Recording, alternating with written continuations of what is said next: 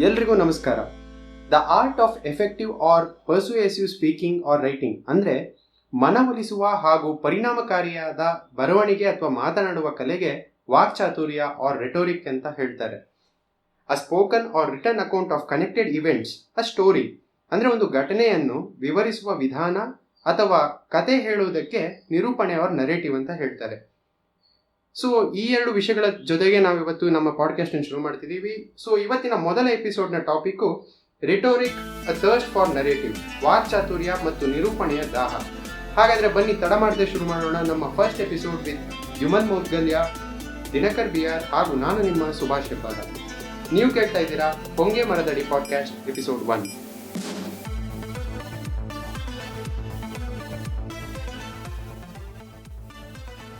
So ನಮಸ್ಕಾರ ಧಿಮಂತ.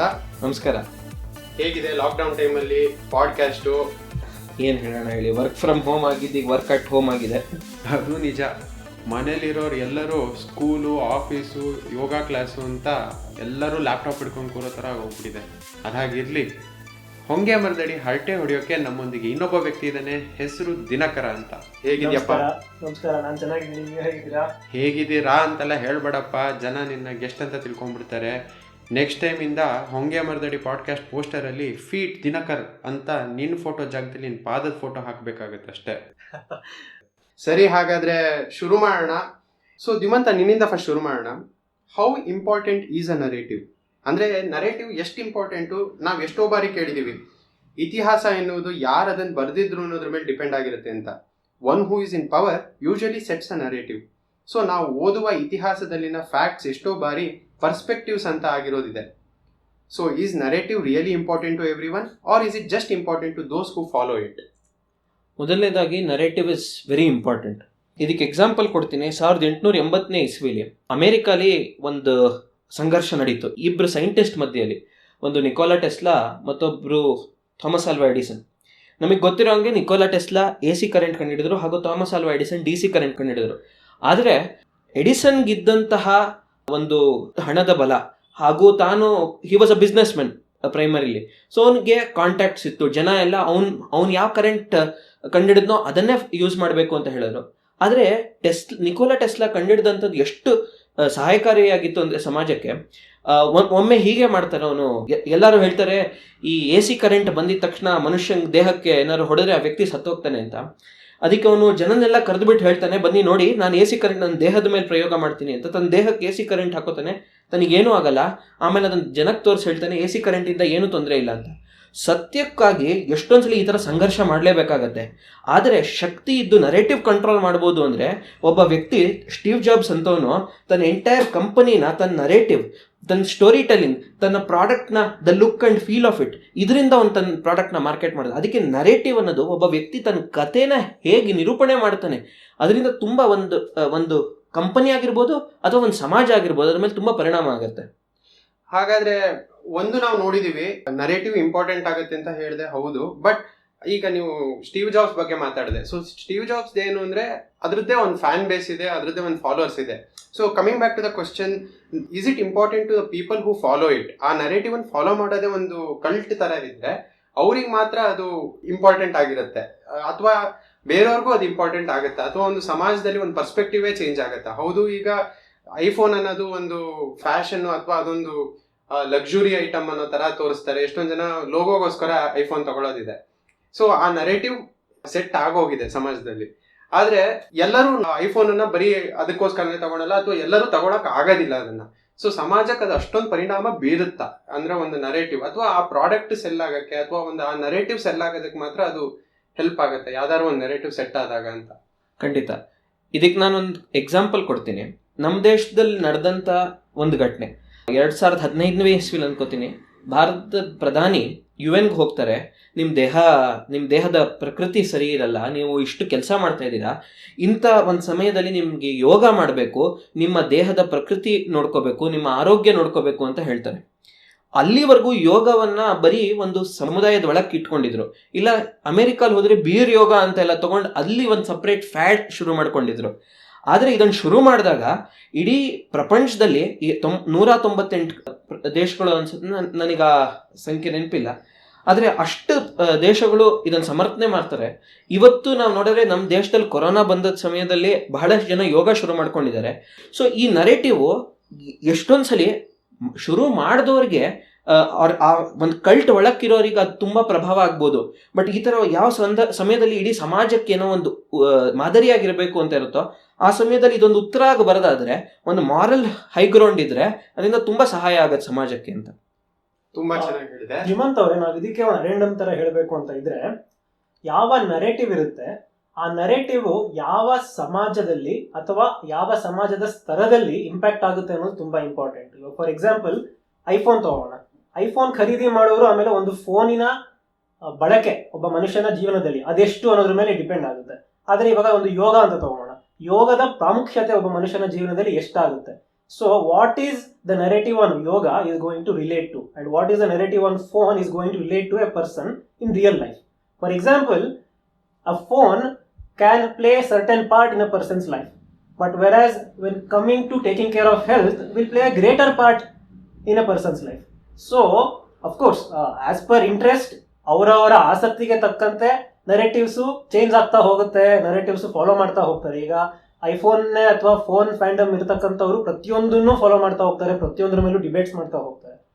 ಆದರೆ ಯೋಗ ಆಸಕ್ತಿ ಇರೋರು ಕಮ್ಮಿ ಆಗಿದ್ರು ಅದ್ರ ಮೇಲೆ ಡಿಬೇಟ್ಸ್ ಹೆಚ್ಚಾಗ್ತಾ ಹೋಗುತ್ತೆ. ಅದು ಯಾವ ರೀತಿಯಲ್ಲಿ ಹೆಚ್ಚಾಗುತ್ತೆ ಅನ್ನೋದು ತುಂಬಾ ಮುಖ್ಯ ಆಗುತ್ತೆ. Sometimes what happens is narratives are used as a tool to present their perspective, and not always the perspectives are close to truth. So what we as a society should do is that we need to make sure that the narrative that is being peddled, that is being propagated in the society, should be closer to truth. Doesn't matter who it hurts or who it pleases, it should always be towards the truth ಅನ್ನೋದು ನನ್ನ ಅಭಿಪ್ರಾಯ. ಚೆನ್ನಾಗಿ ಹೇಳಿದೆ. But how do you define truth? ಯಾಕೆಂದ್ರೆ ಇದು ತುಂಬಾ ದೊಡ್ಡ ಪ್ರಶ್ನೆ ಇರ್ಬೋದು ಅಂಡ್ ಸ್ವಲ್ಪ ಆಫ್ ದ ಟಾಪಿಕ್ ಇರ್ಬೋದು. ಈ ಟ್ರುತ್ ಅಂತ ಏನಿದೆ ಅದು again it comes to at some point ಒಂದು ಪರ್ಸ್ಪೆಕ್ಟಿವ್ ಹೋಗುತ್ತೆ, ಅಥವಾ ನಿನಗೆ ಕಂಡಿರುವಂತ ಸತ್ಯ ಬೇರೆಯವನಿಗೆ ಕಾಣದೇ ಇರ್ಬೋದು. ಈ ತರ ಆಗ್ತಾ ಹೋಗುತ್ತೆ. And again narrative plays a very important role there. ಇದನ್ನ ಹೇಗೆ ಒಂದು ಜನ ಸ್ವೀಕರಿಸ್ಬೇಕು? ಒಬ್ಬ ಸಾಮಾನ್ಯ ಮನುಷ್ಯನಿಗೆ ಯಾವುದು ಸತ್ಯ ಅನ್ನೋದ್ರು ಗೊತ್ತಾಗೋದಕ್ಕಿಂತ ಏನು ಅಂತ ನೋಡ್ತಾ ಹೋಗ್ತಾನೆ, ಅದನ್ನ ಅವನು ಅನುಭವಿಸ್ತಾ ಹೋಗ್ತಾನೆ. ಅವನಿಗೆ ಒಂದು ಸತ್ಯವನ್ನ ಅವನು ಕಂಡ್ಕೊಳ್ತಾನೆ. ಪ್ರತಿಯೊಬ್ಬನು ಒಂದು ಬೇರೆ ತರದ ಸತ್ಯವನ್ನ ಕಂಡ್ಕೊಂಡಿರ್ತಾನೆ, ಆಯ್ತಾ? ಸೊ ಈ ತರ ಇದ್ದಾಗ ಸತ್ಯ ಅನ್ನೋದಕ್ಕೆ ಏನ್ ಡೆಫಿನೇಷನ್ ಬರುತ್ತೆ? It again is influence by narrative ಅಲ್ವಾ ಅಂತ ನನ್ನ ಪ್ರಶ್ನೆ. ಇದಕ್ಕೆ ನಾನೊಂದು ಉದಾಹರಣೆ ಕೊಡ್ತೇನೆ. ಸೊ ಈಗ ಹಿಸ್ಟ್ರಿ ಅಂತ ಒಂದು ಪದ ಇದೆ. ಆ ಹಿಸ್ಟ್ರಿ ಅನ್ನೋ ಪದಕ್ಕೆ ಏನು ಎಟಿಮಾಲಜಿ ಏನೋ ಪ್ರತಿಯೊಂದು ಎಲ್ಲಿಂದ ಬಂತು ಅಂತ ಗೊತ್ತಿಲ್ಲ. ಆದರೆ ಕೆಲವು ವರ್ಷಗಳಿಂದ ಹಿಸ್ಟ್ರಿಯಲ್ಲಿ ಆ ಹಿಸ್ಟ್ರಿನ ಭಾಗ ಮಾಡಿ ಹಿಸ್ ಮತ್ತೆ ಹರ್ ಮಾಡಿ ಹಿಸ್ಟರಿ ಆಗಿದೆ, ಅದು ಹರ್ ಸ್ಟೋರಿ ಆಗಬೇಕು ಅಂತ ಅಂದ್ಬಿಟ್ಟು ಒಂದು ಕಡೆಯಿಂದ ಜನ ನೆರೇಟಿವ್ ಬೆಳೆಸ್ಕೊಂತ ಬರ್ತಾ ಇದ್ದಾರೆ. ಬಟ್ ನಾವು ನಮ್ಮ ಭಾಷೆಯಲ್ಲಿ ನೋಡಿದ್ರೆ ಹಿಸ್ಟ್ರಿ ಅಂದ್ರೆ ಇತಿಹಾಸ. ಇತಿಹಾಸ ಅಂದ್ರೆ ಏನು? ಹಾಸ, ಇದು ಹೀಗೆ ಆಯಿತು. ಸೊ ಸತ್ಯತೆ ಅಂತ ಅನ್ನಕ್ ಹೋದ್ರೆ ತುಂಬಾ ದೊಡ್ಡದಾಗಿ ಯೋಚನೆ ಮಾಡಿದಿರಾ, ಅದು ಹೇಗೆ ಆಗಿದೆಯೋ ಅದನ್ನ ಹಾಗೇ ಬರೆಯೋದು. ಅದಕ್ಕಿಂತ ಹೆಚ್ಚಾಗಿ ನಾವೇನೋ ಇಲ್ಲೊಬ್ರು ಪರ್ಸ್ಪೆಕ್ಟಿವ್ ಆಗುತ್ತೆ, ಅಲ್ಲೊಬ್ರು ಪರ್ಸ್ಪೆಕ್ಟಿವ್ ಆಗುತ್ತೆ. As long as you keep the subject very subjective, then there are options for having perspectives. But if you look at an event in a very objective manner and to compare what has happened and what has not happened, the effects of it, so you can get a easy and a very clear idea of what has happened, and based on that you can actually take your narrative forward. ನನಗಿಲ್ಲೊಂದು ವಿಚಾರ ಬಂತು, to look at a situation objectively ಅಂತ. ಒಬ್ಬ ವ್ಯಕ್ತಿಯ ಪ್ರಕೃತಿ, ತಾನು ಬೆಳೆದಂತಹ ಸಮಾಜ, ತಾನು ಯಾರ್ಯಾರ ಜೊತೆ ವಿಚಾರ ಮಂಡನೆ ಮಾಡಿದ್ದಾನೆ, ತಾನು ಯಾವ ದೇಶ ಸುತ್ತಾಡಿದ್ದಾನೆ, ಹಾಗೂ ತನ್ನ ದೇಹದ ಪ್ರಕೃತಿಯು ಆ ವ್ಯಕ್ತಿಯ ಬಯಾಸ್ಗೆ ತುಂಬ ಇನ್ಫ್ಲುಯೆನ್ಸ್ ಮಾಡ್ತೀವಿ. ಇದನ್ನು ನಾವು ವಾಸನೆ ಅಂತ ಕರಿತೀವಿ. ಆ ವ್ಯಕ್ತಿಯ ವಾಸನೆ ಪ್ರಾಯಶಃ ತನ್ನ ಸಣ್ಣ ವಯಸ್ಸಿಂದನೇ ಹಣದ ಅಭಾವದಿಂದ ಅವನು ದೊಡ್ಡವನಾದ್ಮೇಲೆ ಹಣ ಪಡ್ಕೊಳ್ಳೇಬೇಕು ಅಂತ ಇಡೀ ಜೀವನ ಅದಕ್ಕೋಸ್ಕರ ಸತತವಾಗಿ ಅವನು ಪರಿಶ್ರಮ ಮಾಡಿದಾಗ ಅವನ ಜೀವನದ ಒಂದು ಮೂಲ ಇರೋದು ಹಣ ಮಾತ್ರ. ಆ ವಾಸನೆಗಳನ್ನ ನಾವು ಅರ್ಥ ಮಾಡ್ಕೊಳ್ಬೇಕಾಗಿರೋದು ಮೊದಲನೇದು. ಸೊ ಯಾವಾಗ ನೀನು ಸತ್ಯ ಅಂತ ಹೇಳ್ತೀಯೋ, ಪ್ರತಿಯೊಬ್ಬ ವ್ಯಕ್ತಿಗೂ ತನ್ನ ವಾಸನೆ ಇರೋದ್ರಿಂದ ಸತ್ಯ ಎಲ್ಲವಾಗಲೂ ಆ ವಾಸನೆ ಪೂರಕವಾಗಿರುತ್ತೆ, ಇಲ್ಲ ಆ ವಾಸನೆ ವಿರೋಧವಾಗಿರುತ್ತೆ. ಅಂದ್ರೆ ಯಾವ ವ್ಯಕ್ತಿ ಸತ್ಯವನ್ನ ಸಮಾಜಕ್ಕೆ ಕೊಡಬೇಕು ಅಂತ ಇರ್ತಾನೋ ಅವನು ಈದರ್ ಒಬ್ಬ ಅವಧೂತನಾಗಿರ್ಬೇಕು, ಜೀವನ್ಮುಕ್ತನಾಗಿರ್ಬೇಕು, ಇಲ್ಲ ಅಹಂಕಾರ ಹೀನನಾಗಿರ್ಬೇಕು. ಅದು ಸಾಧ್ಯವೇ ಇಲ್ಲ. ಅಲ್ಲೇ ಶುರುವಾಗೋದು ನರೇಟಿವ್ ಎಷ್ಟು ಪ್ರಬಲವಾಗಿ, ಎಷ್ಟು ಒಳ್ಳೆ ನರೇಟಿವ್ನ ಸಮಾಜಕ್ಕೆ ಕೊಡ್ಬೋದು ಅಂತ. ಈ ಒಂದು ಒಬ್ಬ ವ್ಯಕ್ತಿಯ ದೌರ್ಬಲ್ಯದಿಂದ ನರೇಟಿವ್ ಬೇಕಾಗಿರೋದತ್ತು, ಇಲ್ಲಾಂದ್ರೆ ಸತ್ಯನೇ ನಡ್ಕೊಂಡು ಹೋಗುತ್ತೆ. ಆ ವ್ಯಕ್ತಿ ದೌರ್ಬಲ್ಯ ನಾವು ಮುಚ್ಚಾಕಕ್ಕೋಸ್ಕರ ಒಂದು ನರೇಟಿವ್ ತಗೊಂಡ್ಬರ್ತಾ ಇದೀವಿ. ಹಾ ಹೌದು. ಈಗ ಒಬ್ಬ ವ್ಯಕ್ತಿಯ ದೌರ್ಬಲ್ಯವನ್ನು ಮುಚ್ಚಾಕೋದಕ್ಕೆ ಒಂದು ನರೇಟಿವ್ ಅನ್ನ ತರ್ತಾ ಇದೀವಿ ಅಂತ ಹೇಳಿದೆ. ಆ ವ್ಯಕ್ತಿ ದೌರ್ಬಲ್ಯಗಳಿದ್ರು ಅವನಿಗೆ ಪವರ್ ಇದ್ರೆ, ಅಂದ್ರೆ ಆ ಒಂದು ನರೇಟಿವ್ ಅನ್ನ ಹೇಳ್ತಿರುವಂತ ವ್ಯಕ್ತಿಗೆ ಪವರ್ ಇದ್ರೆ ಆ ನರೇಟಿವ್ ಇನ್ನೂ ಸ್ಟ್ರಾಂಗ್ ಆಗಿ ಅದಕ್ಕೆ ಒಂದು ವ್ಯಾಲ್ಯೂ ಸಿಗುತ್ತೆ. ಅಂದ್ರೆ ಡಸ್ ನರೇಟಿವ್ ಗೇನ್ ಪಾಪ್ಯುಲಾರಿಟಿ? ಅದೇ ನಮ್ಮ ಸೆಕೆಂಡ್ ಕ್ವಶನ್ ಇದ್ದಿದ್ದು. Does narrative gain popularity based on people? ಅಂದ್ರೆ ಒಂದು ಒಳ್ಳೆಯ ವಾಕ್ಚಾತುರ್ಯ ಇರುವ ವ್ಯಕ್ತಿ ಯಾವುದೋ ಒಂದು ವಿಷಯ ಹೇಳಿದ್ರೆ ಅದನ್ನ ಕಣ್ಮುಚ್ಕೊಂಡು ಜನ ನಂಬ್ತಾರೆ. ಅಂದ್ರೆ ಒಂದು ವ್ಯಕ್ತಿಗೆ ಒಂದು ತೂಕ ಇದ್ರೆ ಅವ್ನು ಹೇಳಿರುವಂತ ನರೇಟಿವ್ಗೆ ತುಂಬಾ ತೂಕ ಬಂದ್ಬಿಡುತ್ತೆ. ಅದು ಸತ್ಯ ಇರ್ಬೋದು, ಇಲ್ಲದೆ ಇರ್ಬೋದು. ಸೊ ಯಾಕೆ ಈ ತರ ಆಗುತ್ತೆ? ನೀನ್ ಒಂದ್ ಸ್ವಲ್ಪ ಹೇಳಿದ್ಯಾ, ಬಟ್ ಇದನ್ನು ಎಲಾಬ್ರೇಟ್ ಮಾಡಿದ್ರೆ ಚೆನ್ನಾಗಿರುತ್ತೆ. ಎರಡು ರೀತಿಲಿ ಇದನ್ನು ನೋಡಬೇಕು. ಒಂದು, ಸಮಾಜದ ಕಲ್ಚರ್ನ ನಾವು ನೋಡಬೇಕು. ಅಕಸ್ಮಾತಾಗಿ ಈಗ ಭಾರತದಲ್ಲಿ ನಾವು ಎಂಥದೇ ವಿಚಾರ ನಾವು ತಗೊಂಬರ್ಲಿ, ಅದು ದೇಶಾಭಿಮಾನ, ರಾಷ್ಟ್ರಾಭಿಮಾನ ಆಗಿರ್ಬೋದು, ಇಲ್ಲ ಸಮಾಜ ಉದ್ಧಾರ ಮಾಡೋದಿರ್ಬೋದು, ಈ ಥರದ ಬಗ್ಗೆ ಯಾರೇ ಮಾತಾಡೋದಿರಲಿ, ಅದಕ್ಕೆ ಒಂದು ಆಡಿಯನ್ಸ್ ಇದೆ. ಅದೇ ಕೆಲವು ವರ್ಷಗಳ ಕೆಳಗೆ ನಮ್ಮ ಕರ್ನಾಟಕದಲ್ಲೇ ಒಬ್ಬ ವ್ಯಕ್ತಿ ಪಾರ್ಲಿಮೆಂಟ್ರಿ ಸೀಟಿಗೋಸ್ಕರ ನಿಂತ್ಕೊಂಡ. ಒಬ್ಬ ಆ್ಯಕ್ಟರು, ಮೂವಿಲೆಲ್ಲ ವಿಲನ್ನಾಗಿ ಆ್ಯಕ್ಟ್ ಮಾಡಿದ್ದ. ಆ ವ್ಯಕ್ತಿ ನಿಂತ್ಕೊಂಡಾಗ ಅವನು ಹೇಳಿದ ವಿಚಾರ ಎಲ್ಲ ಸತ್ಯವೇ, ಆದರೆ ಸಮಾಜದ ಒಂದು ಪ್ರಕೃತಿ ಏನಿತ್ತಲ್ಲ, ಸಮಾಜದ ಒಂದು ಕಲ್ಚರ್ ಏನಿತ್ತಲ್ಲ, ಅದು ಒಪ್ಕೊಳ್ಳೋಕೆ ರೆಡಿ ಇಲ್ಲ. ಅದಕ್ಕೆ ಆ ವ್ಯಕ್ತಿ ಸೋತ. ಅಂದರೆ ವ್ಯಕ್ತಿಯ ಒಂದು ವಾಕ್ಶಕ್ತಿಯಿಂದ ಇದು ನಡ್ಸೋಕ್ಕಾಗತ್ತಾ ಅಂದರೆ ಆಗತ್ತೆ.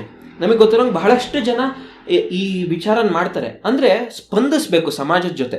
ನಾವು ಸ್ಪಂದಿಸಿದಾಗ ನಮ್ಮ ನರೇಟಿವ್ನ ನಾವು ಅವ್ರಿಗೆ ಕೊಡ್ಬೋದು. ಅಕಸ್ಮಾತಾಗಿ ನಾವು ಏನಾದ್ರು ಇಲ್ಲ ನಾನೇ ಏನೋ ಇಂದ್ರಚಂದ್ರ ದೇವೇಂದ್ರ ಈ ಥರ ಅಂತ ಏನಾದ್ರು ಅನ್ಕೊಳ್ಳೋಕೆ ಶುರು ಮಾಡಿದ್ರೆ ಸಮಾಜ ಆ ಒಂದು ನರೇಟಿವ್ನ ಒಪ್ಪಲ್ಲ. ಒಂದು ನಮ್ಮ ನರೇಟಿವ್ನ ಸಮಾಜದ ನರೇಟಿವ್ ಜೊತೆ ಹೊಂದಿಸ್ಕೊಂಡು ಹೋಗೋದಿರೋದನ್ನೇ ನಾವು ಒಂದು ಲೆಕ್ಕದಲ್ಲಿ ಧರ್ಮ ಅಂತಲೂ ಕನ್ಸಿಡರ್ ಮಾಡ್ಬೋದು. ಅಕಸ್ಮಾತಾಗಿ ನನ್ನ ನರೇಟಿವ್ ನನಗೆ ಪ್ರತಿಯೊಂದು ವಿಚಾರವೂ ಗೊತ್ತಿರ್ಬೋದು, ಆದರೆ ಸಮಾಜಮುಖಿಯಾಗಿಲ್ಲದೆ ಇದ್ರೆ ಆ ನರೇಟಿವ್ ವರ್ಕ್ ಆಗಲ್ಲ. ಒಳ್ಳೆ ವಿಚಾರ. ಆದ್ರೆ ಒಂದು ಏನಂದ್ರೆ, ಸಮಾಜ ಒಂದು ನರೇಟಿವ್ ಅಲ್ಲಿ ಫಾಲೋ ಆಗ್ತಿರುತ್ತೆ. ಸೊ ನಮ್ಮ ನರೇಟಿವ್ ಅದಕ್ಕೆ ಅಡಾಪ್ಟ್ ಹಾಕೊಂಡು ನಾವು ಅದನ್ನ ಮುಂದುವರಿಸಬೇಕು ಅನ್ನೋ ತರ ಹೇಳಿದೆ. ಬಟ್ ಸಮಾಜದಲ್ಲಿ ಎಲ್ಲಾ ತರದ ಏಜ್ ಗ್ರೂಪ್ನವರು ಇರ್ತಾರೆ. ತುಂಬಾ ಚಿಕ್ಕವ್ರು ಏನಿರ್ತಾರೆ, ಅಂದ್ರೆ ಒಂದು ಟೀನೇಜರ್ಸ್ ಆ ವಯಸ್ಸಿನವ್ರು ಏನಿರ್ತಾರೆ, ಅವ್ರಿಗೊಂದು ನರೇಟಿವೇ ಸೆಟ್ ಆಗಿರೋದಿಲ್ಲ.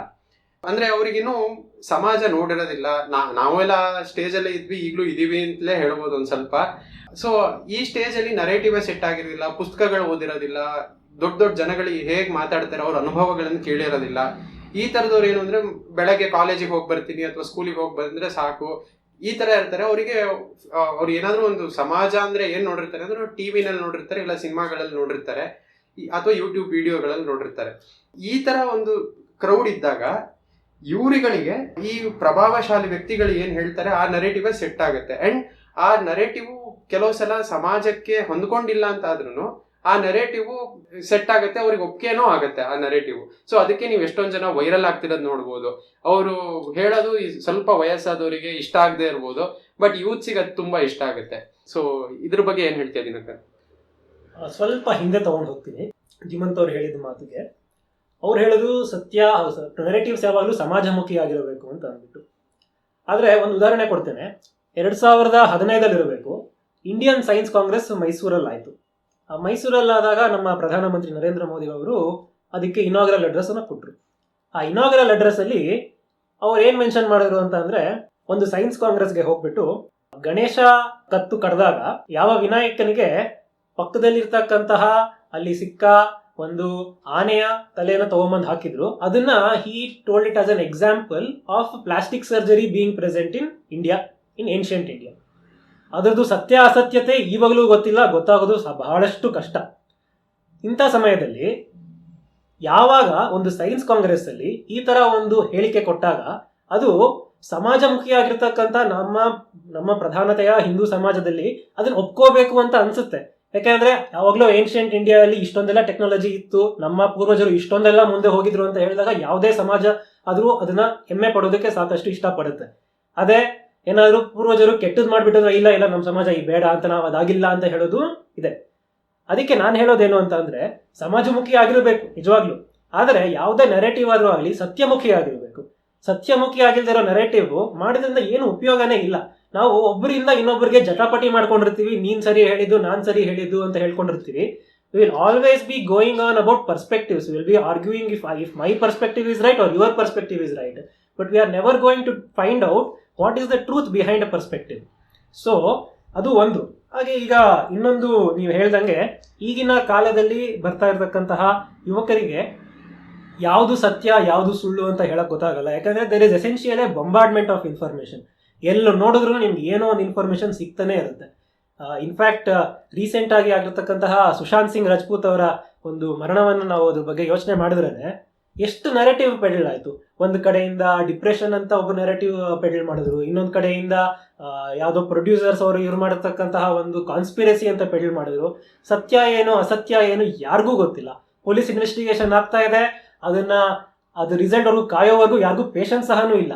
So what happens every day in society is that there is a small fight or even jugalbandi you can say to make sure who has the control over the narrative of the day, which is what is given in all Twitter and everything. ಒಂದು Twitter ಅಲ್ಲಿ ನೋಡಿದಾಗ ಪ್ರತಿದಿನ ಒಂದೊಂದು hash tag trend ಆಗುತ್ತೆ, ಪ್ರತಿದಿನ ಒಂದೊಂದು narrative ಆಗುತ್ತೆ. ಅದರಲ್ಲಿ ಎಲ್ಲಾ ಪಂಕ್ತಿಯಲ್ಲಿರ್ತಕ್ಕಂತಹ ಎಲ್ಲಾರು ಅವ್ರವ್ರದ್ದು ಪರ್ಸ್ಪೆಕ್ಟಿವ್ಸ್ ಅನ್ನ ಅವ್ರವ್ರ ನೆರೆಟಿವ್ಸ್ ನ ಪೆಡಲ್ ಮಾಡ್ತಾ ಹೋಗ್ತಾರೆ. ಬಟ್ ಸತ್ಯ ಏನು ಯಾರಿಗಾದ್ರೂ ತಿಳ್ಕೊಳಕ್ಕೆ ಧೈರ್ಯ ಇದೆಯಾ, ಆಮೇಲೆ ಯಾರಿಗಾದ್ರೂ ತಿಳ್ಕೊಳಕ್ಕೆ ಪೇಷನ್ಸ್ ಇದೆಯಾ, ಅದು ಯಾರಿಗೂ ಗೊತ್ತಿರಲ್ಲ. ಇದಕ್ಕೆ ನನ್ನ 2-3 ವಿಚಾರ. ಒಂದು, ಹೇಗೆ ಸತ್ಯದ ಬಗ್ಗೆ ಮಾತಾಡ್ತಾ ಕೆಲವು ಸಲ ಅದರ ಸತ್ಯಕ್ಕಿಂತ ನರೇಟಿವ್ಸೇ ಜಾಸ್ತಿ ಇರುತ್ತೆ ಅಂತ. ಇದಕ್ಕೆ ನಾನು ಎಕ್ಸಾಂಪಲ್ ಕೊಡೋದು ನಮ್ಮ ಮಹಾಭಾರತದಿಂದ ಶಿಶುಪಾಲನ ವಧೆಯಲ್ಲಿ. ಶಿಶುಪಾಲ ಯಾವಾಗ ಕೃಷ್ಣನಿಗೆ ಅಗ್ರಪೂಜೆ ಮಾಡಬೇಕು ಅಂತ ಇರ್ತಾರೋ, ಶಿಶುಪಾಲ ಕೃಷ್ಣನ ಬಗ್ಗೆ ಹೀನಾಯಮಾನವಾಗಿ ಅಂತಾನೆ. ಶಿಶುಪಾಲ ಏನಂತಾನೆ, ಕೃಷ್ಣ ಒಂದು ಹೆಣ್ಣನ್ನ ಕೊಂದಿದ್ದಂದ್ರೆ ಯಾರು? ಪೂತನೇನು ಕೊಂದಿದ್ದು. ಒಂದು ಹೆಣ್ಣನ್ನ ಕೊಂದ, ಯಾವುದೋ ಒಂದು ಗಾಡಿನ ಮುರಿದ, ಹಾವನ್ನೆಲ್ಲ ಕೊಂದ, ಈ ಥರ ಎಲ್ಲ ಒಂದು ವಿಚಾರ ಏನು ಹೇಳಿದ್ನೋ ಅವನು, this can be called as a narrative. ಅವನು ತನ್ನ ಪರ್ಸ್ಪೆಕ್ಟಿವ್ ಇಂದ ಅವನು ಹೇಳ್ದ. ಇದನ್ನ ನರೇಟಿವ್ ಅಂತ ಹೇಳೋದಕ್ಕಿಂತ ಇದನ್ನ ನಾವು ರೆಟಾರಿಕ್ ಅಂತ ಕರಿಬೋದು, which is part of our topic. Narrative ಅನ್ನೋದು ಯಾವುದು ಬೇಸಲ್ಲಿ ಇರುತ್ತಲ್ಲ, ಯಾವ್ದು ಆಧಾರದಲ್ಲಿ ನಮ್ಮ ರೆಟಾರಿಕ್ಸ್ ಬೆಳೀತಾ ಹೋಗುತ್ತಲ್ಲ. ಟ್ವಿಟರಲ್ಲಿ ನಾವು ಏನು ಹ್ಯಾಶ್ ಟ್ಯಾಗ್ ನೋಡ್ತೀವೋ ಇಟ್ ಈಸ್ ಅ ರೆಟಾರಿಕ್. ತೂತು ಮೇಮೆ ಅಂತ ಇದು ನಡೆಯುತ್ತಲ್ಲ, ಇಟ್ ಈಸ್ ಅ ರೆಟಾರಿಕ್. ಬೇಸಲ್ಲಿರೋದು ನರೇಟಿವ್. ಆ ನರೇಟಿವ್ಗೆ ಹತ್ತಿರವಿರೋದೇ ಸತ್ಯ.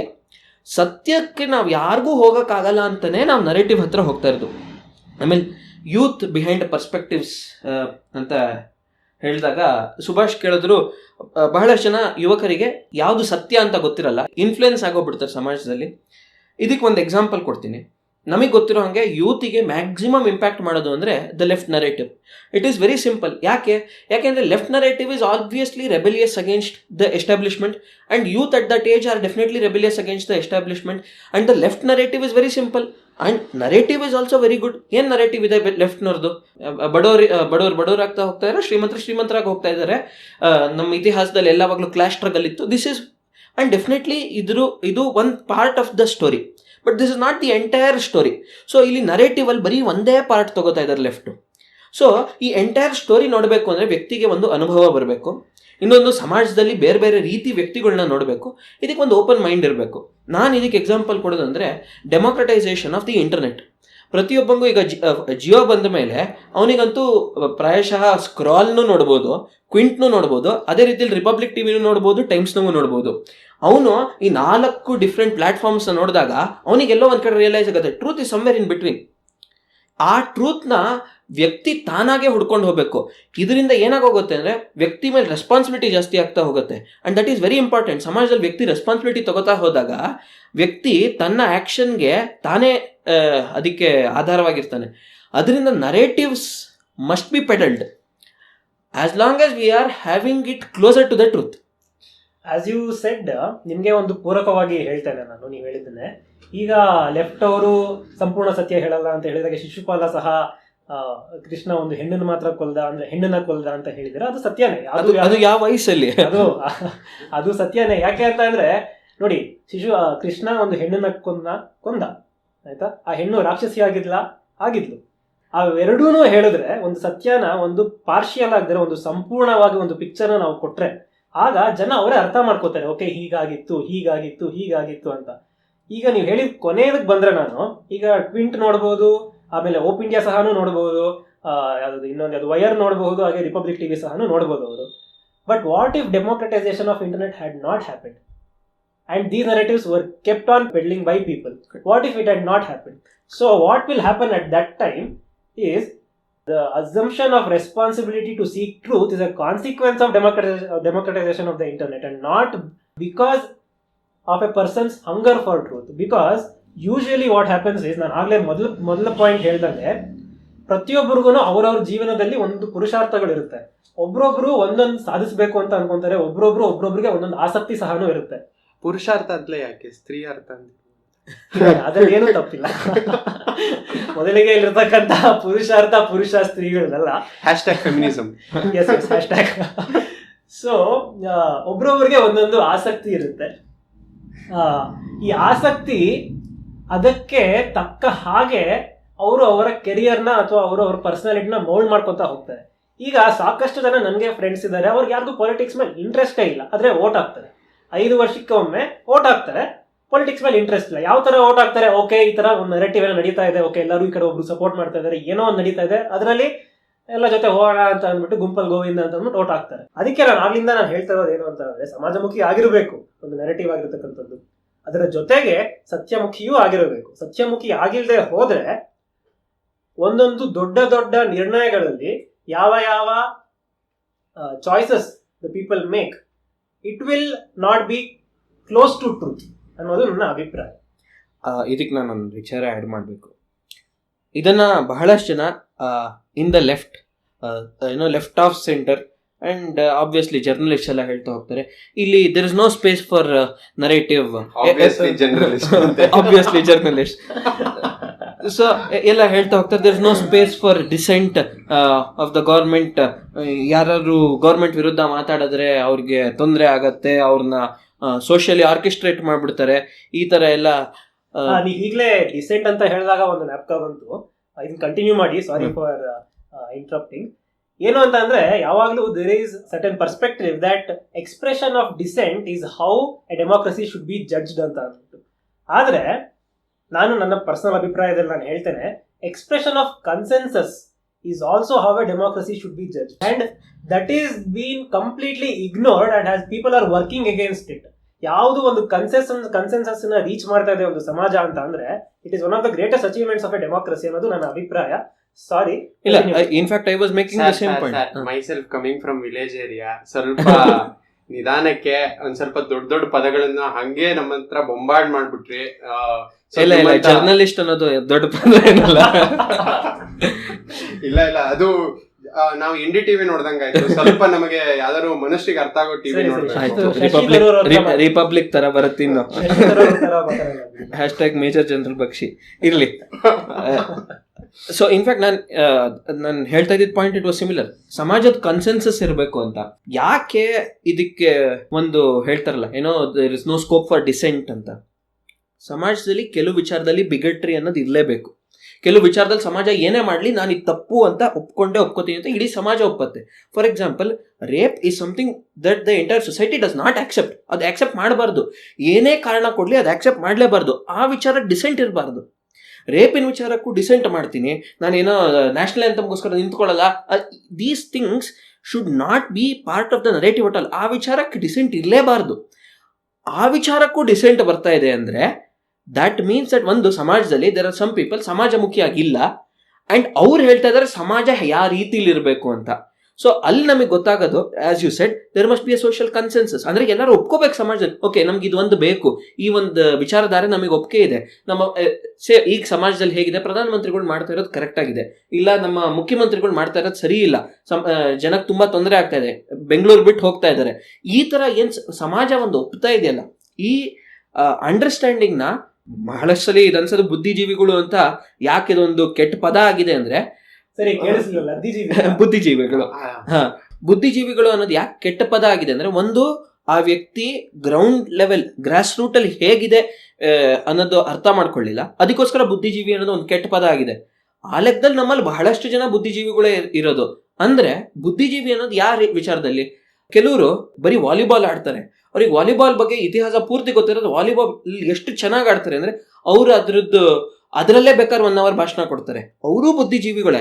ಆದ್ರೆ ಯಾರು ಗ್ರಾಸ್ ರೂಟ್ ವರ್ಗು ಅರ್ಥ ಮಾಡ್ಕೊಳ್ಳಿ ಹೇಗಿದೆಯೋ ಸಮಾಜ, ಅದನ್ನ ಅರ್ಥ ಮಾಡ್ಕೊಳ್ದೆ, ಇಲ್ಲ ನನಗೊಬ್ಬಂಗೆ ಗೊತ್ತು, ನಾನು ಹೇಳ್ತಾ ಇರೋದೇ ಸರಿ, ಈಗ ಲೆಫ್ಟ್ ಮಾಡ್ತಾ ಇರೋದು, ದಿಸ್ ಕೈಂಡ್ ಆಫ್ ನರೇಟಿವ್ ಇದು ಸಮಾಜಕ್ಕೆ ತೊಂದರೆ ಆಗ್ತಾ ಇದೆ ಅಂತ.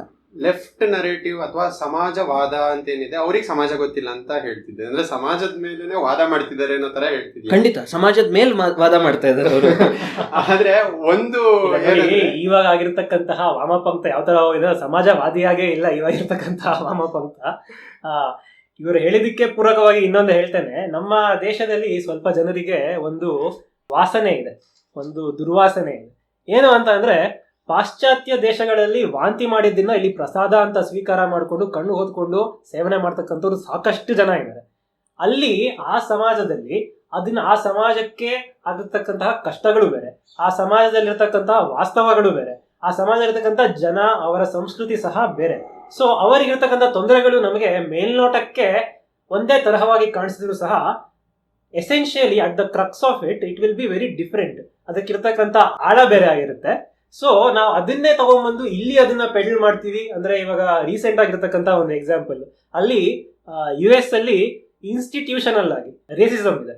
ಅಲ್ಲಿ ಒಂದು ಜನಾಂಗದ ವಿರುದ್ಧ ಪೊಲೀಸ್ ಅವರಾಗಿರಬಹುದು ಅಥವಾ ಅಲ್ಲಿರ್ತಕ್ಕಂತಹ ಸೆನೆಟರ್ಸ್ ಆಗಿರ್ಬೋದು, ಅವರೆಲ್ಲರೂ ದೇ ಆರ್ ಬಿಗೋಟೆಡ್ ಅಗೇನ್ಸ್ಟ್ ದೆಮ್ ಅಂತ ಅದೇ ನರೇಟಿವ್ ಅಲ್ಲಿರ್ತಕ್ಕಂಥ ಜನ ಅದರ ವಿರುದ್ಧ ಓಡಾಡ್ತಾ ಇದ್ದಾರೆ. ಅದು ಒಂದು ದೊಡ್ಡ ಹೋರಾಟ. ಅದೇ ಹೋರಾಟನ ಇಲ್ಲಿ ಯಾವುದೋ ಒಂದು ಜನಾಂಗಕ್ಕೆ ಏನೋ ತೊಂದರೆ ಆಗ್ತಾ ಇದೆ, ಸತ್ಯಾಂಶ ಅದಿಲ್ಲದೆ ಇದ್ರೂ ಸಹ ಆಗ್ತಾ ಇದೆ ಅಂತ ಅಂದ್ಬಿಟ್ಟು ಜನರಿಗೆ ಒಂದು ಮರಳು ಮಾಡ್ತಕ್ಕಂಥದ್ದಿದೆ ಅಲ್ಲ. ಸೊ ಅದು ಆತರ ಆಗಬಾರ್ದು. ಯಾಕೆಂದ್ರೆ ಆತರ ಆಗ್ತಾ ಇದೆ ಅಂತಂದ್ರೆ ನಮಗೆ ಅವರ ಹೋರಾಟದ ಮೇಲೆ ನಮಗೆ ಪರ್ಸನಲಿ ರೆಸ್ಪೆಕ್ಟ್ ಇಲ್ಲ. ಹಾಗೆ ಯಾರೋ ಮಾಡಿದ್ದನ್ನ ನಾವು ಅಲ್ಲಿ ನಮ್ಮ ಬೆಳೆ ಬೇಯಿಸ್ಕೊಂಡು ಹೋಗ್ತಾ ಇದೀವಿ ಅನ್ನೋ ತರನೂ ಬರುತ್ತೆ. ತುಂಬಾ ಚೆನ್ನಾಗಿ ಹೇಳಿದೆ. ಇದು ಒಂದು ಕ್ರಾಂತಿ ಅಥವಾ ಯಾವ್ದೋ ಒಂಥರ ಒಂದು ರೆವಲ್ಯೂಷನ್ ಆಗ್ತಾ ಇದೆ ಅಲ್ಲಿ, ಅಥವಾ ಒಂದು ಪ್ರೊಟೆಸ್ಟ್ ಆಗ್ತಾ ಇದೆ ಅನ್ನೋದನ್ನ ಇಂಡಿಯನ್ ಪರ್ಸ್ಪೆಕ್ಟಿವ್ ಅಲ್ಲಿ ಅದನ್ನ ತಗೊಳ್ಳೋದು ಅಷ್ಟೊಂದು ಸರಿ ಇಲ್ಲ ಅಂತ ಹೇಳಿದೆ. ಅದು ಬರೀ ಇಂಡಿಯನ್ ಪರ್ಸ್ಪೆಕ್ಟಿವ್ ಅಂತ ಅಲ್ಲ, ಈಗ ಅಮೆರಿಕ ಅಲ್ಲಿ ಆಗ್ತಾ ಇರೋದು ಯುರೋಪ್ ಅಲ್ಲೂ ಅದು ಸೇಮ್ ಆಗಿರೋಂತ ಸಾಧ್ಯತೆಗಳು ಇರಲ್ಲ. ಅಗ್ರೀಡ್ ಆಯ್ತಾ. ಆದ್ರೆ ಕೆಲವೊಂದು ವಿಚಾರಗಳಿದೆ, ವೆಸ್ಟ್ ನ ಎಲ್ಲದೂ ದೂಷಿಸೋಕೆ ಹೋಗ್ಬಾರ್ದು ಅನ್ನೋದು ಒಂದು ಥಾಟ್ ಅಷ್ಟೇ. ಏನಂದ್ರೆ ಈಗ ಫಿಲಮ್ ಮೇಕಿಂಗ್ ಅಂತ ಏನಿದೆ ಅದು ಇಟ್ಸ್ ಅ ವೆಸ್ಟರ್ನ್ ಕಾನ್ಸೆಪ್ಟ್. ಇಂಡಿಯಾದಲ್ಲಿ ಅದು ಡೆವಲಪ್ ಆಗ್ಲಿಲ್ಲ, ಅದ್ರ ಆರಿಜಿನೇಟ್ ಆಗ್ಲಿಲ್ಲ. ಸೊ ಇಂಥ ಒಂದು ಕಾನ್ಸೆಪ್ಟ್ ಅನ್ನ ನಾವು ಹೊರಗಡೆಯಿಂದ ತಿಳ್ಕೊಂಡು ಯಾವುದೇ ಒಂದು ಕಲೆ, film making is one of it, podcasting is another. So ಈ ತರದ್ ಯಾವುದೇ ಒಂದು ಕಲೆ ಇದೆ, ಅದ್ರ ನಮ್ಮಲ್ಲಿ ನಾಟಕಗಳೆಲ್ಲ ಇತ್ತು, ಬಟ್ ಈ technical aspects of film making ಅನ್ನೋದು ನಮ್ಗೆ ಗೊತ್ತಿರ್ಲಿಲ್ಲ. ಸೊ ನಾವು ಅಲ್ಲಿಂದನೇ ಕಲ್ತ್ಕೊಂಡ್ಬಂದ್ವಿ. ಸತ್ಯಜಿತ್ ರೇ ಅಂತವ್ರಾಗಿರ್ಬೋದು. ಸೊ ಸುಮಾರು ಜನ ಈ ತರ ಕೆಲಸ ಮಾಡಿದ್ರು. ಇದು ವೆಸ್ಟ್ ದೇ ಕಾನ್ಸೆಪ್ಟ್.